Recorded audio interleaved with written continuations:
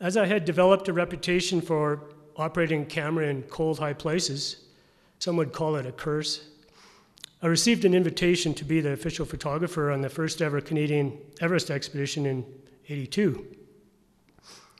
We were mostly from the Calgary-Canmore area, and we set our sights on doing a new route variation just to the left of the original Hillary-Tenzing South Col route, so just somewhere along that edge of that southwest face. Just a couple weeks into the climb, a massive avalanche came down in the early morning, killing 3 Sherpas. A scant 2 days later, our cameraman, Blair Griffiths, was killed in an icefall collapse. We were devastated. The 4 deaths now made us question our reasons for being there. Was the mountain really worth it? Half the team made the difficult decision to abandon the climb, and the rest of us headed back up, switching our goal to the standard South Col route.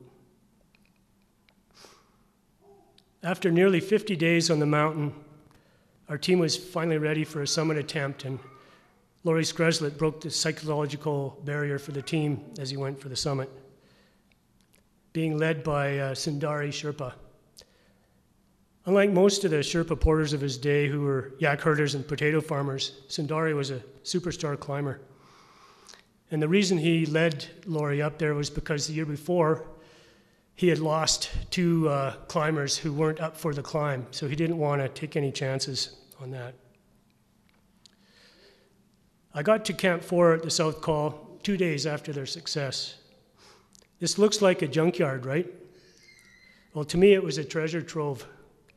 When I arrived with my 3 companions, the team's oxygen tanks had already been claimed by them, so I went around with my oxygen mask and tested all these cylinders until I found 2 half-empty tanks that had been abandoned by previous expeditions.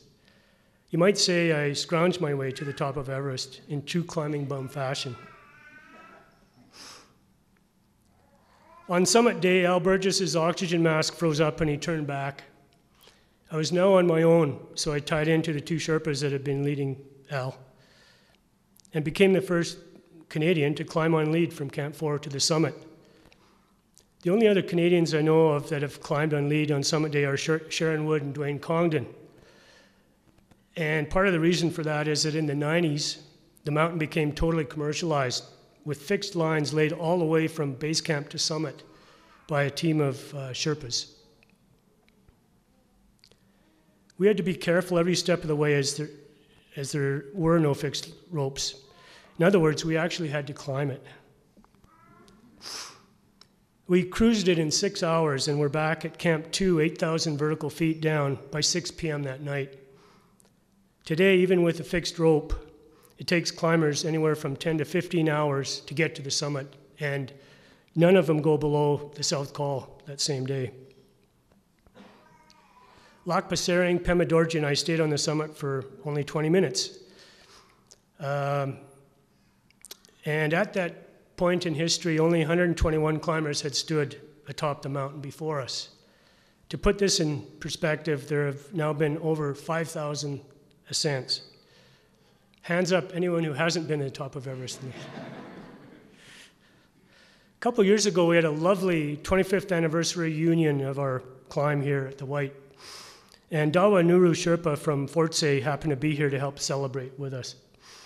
Tim Odger, me, Lloyd, Gallagher, Dawa, Laurie Skreslet, Bruce Patterson, Dave McNabb, Peter Spear, and Stephen Brzezinski.